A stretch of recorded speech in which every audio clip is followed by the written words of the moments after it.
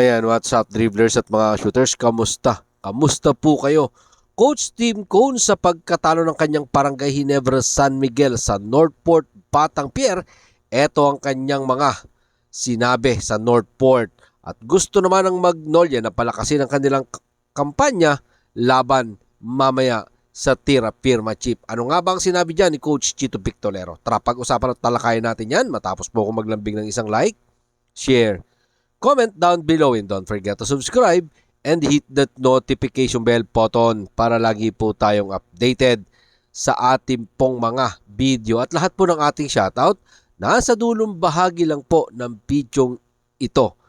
Inamin nga po ni Barangay Ginebra San Miguel Head Coach Coach Tim Cone na ang league leading Northport Batang Pier ay isa ng legitimate title contenders sa kasalukuyang PBA Commissioner's Cup. Sinabi nga po ni Coach Tim Cone na ang consistent performance ni na Arvin Tolentino, Joshua Monson para sa Batang Pier sa tulong na rin ng kanilang import na si Kadim Jack na sakto sa sistema ni Northport Batang Pier Head Coach Bonnie Tan matapos nga pong tapusin ng Northport Batang Pier ang kanilang 14-game losing skids sa kanya pong kupunan na Barangay Ginebra San Miguel. Isang magandang patunay nga po ito na kaya nang mag-champion ng Northport Batang Pier ngayon pong komperensya. Narito po ang mga sinabi ni Coach Tim Cone sa ulat ng pass break. Naglaro sila ng mahusay at binigyan kami ng depensa. Sa kabuuan ng laro, nangangahulugan ito na totoo na sila at nagkaproblema kami para ma-stop sila at the rim. Monson is playing well and Arvin is playing at an MVP level at ang kanilang import ay isang mahusay, sakto sa sistema. Wala kaming nagawa para pigilan sila. Sinabi nga po yan ni Coach Tim Cone. Ang dikit na laban na pagkatalo ng Northport Batang Pier ay dapat talagang magsilbing aral para dito sa Barangay Ginebra San Miguel na pwede silang mag-start ng strong start until sa finish. Hindi yung malamya yung start nila tapos umaasa sila sa late run or sa pag-asang never say die spirit. Hindi mo pwedeng laging ganoon. Dapat gumawa sila ng mahusay na panimula hanggang sa dulo ng pakikipagbakbakan nila. Narito pa po ang huling bahagi ng mga pahayag ni Coach Tim Cone sa ulat pa din po yan ng pass break. We started flat at sila ay lumabas na nakahanda. Sinubukang tumakbo sa huli pero tulad ng sinabi ko sa aking team na hindi kami dapat pumunta, dapat ay maglaro kami ng maayos mula sa simula. Tama po doon si Coach Tim Cone, mga ka-shooter. Dahil unang-una, pag nagsimula sila ng maganda hanggang sa dulo, hindi na nahihirapan at hindi kinakabahan eto mga fans ng Barangay Ginebra San Miguel as well. And of course, hindi lang po yung Barangay Ginebra fans, pati yung mga player nila hindi rin masyadong hirap.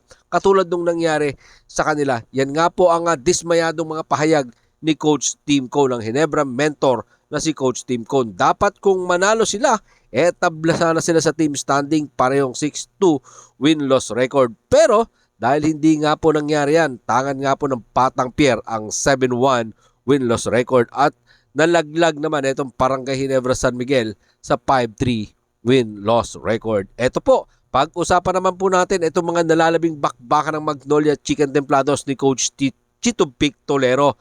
Sa mga nalalabing laro nga po ng Magnolia sa kasalukuyang PBA Commissioner's Cup ay nangangailangan o kailangan ng Magnolia na maipanalo na nila itong lahat ng kanila pong natitirang laban. Kailangan nilang gawin ngayon 2025 sa unang laro ngayong taon, laban naman sa wala pa ding panalong Tira Pirma Chip. Mamaya nga po yan 5 PM dyan sa loob ng Ninoy Aquino Stadium. Last PBA Commissioner's Cup, runner-up po itong Magnolia. Pero sa ngayon ay medyo hindi maganda ang kanilang panimulang kampanya. Narito po ang mga sinabi ni Coach Chito Victolero sa ulat po ng PBA po mismo.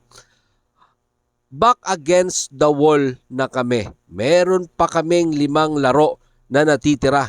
Hindi namin kailangan matalo any of them. Ang pinag-uusapan namin dito, if we can win a lot of them, much better.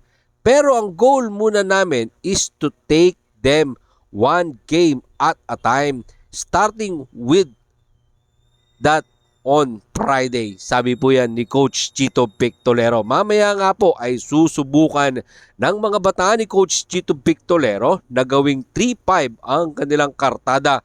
Pero medyo mabigat ang hamon dahil itong Tira Firma Jeep ay talagang nangangailangan din ng panalo. Hindi nila kayang basta-basta talunin itong Tira Firma dahil sabi ko nga, nangangailangan ng panalo. Naghahanap ng kanilang unang panalo sa kasalukuyan dito sa PBA Commissioner's Cup. Problema kasi ng Magnolia, mga shooters, malakas sila sa simula. Pagdating ng crunch time, ng ending, talaga namang sa dulo, kumukulap sila. At yan din ang pointed out ni Coach Chito Pictolero. Narito pa po ang mga sinabi ni Coach Chito Pictolero. Ang problema lang, madalas na they can get off sa magandang simula. Pero parang nawawala na sila unusual sa second half. Usually sa second half, sabi po yan ni Coach Chito Pictolero. Pero hindi sila pwedeng i-take lightly dahil nga baka matsyempohan ka. Yan nga po, aminado si Coach Chito Pictolero na problema talaga ng kanyang kupunan yung endgame.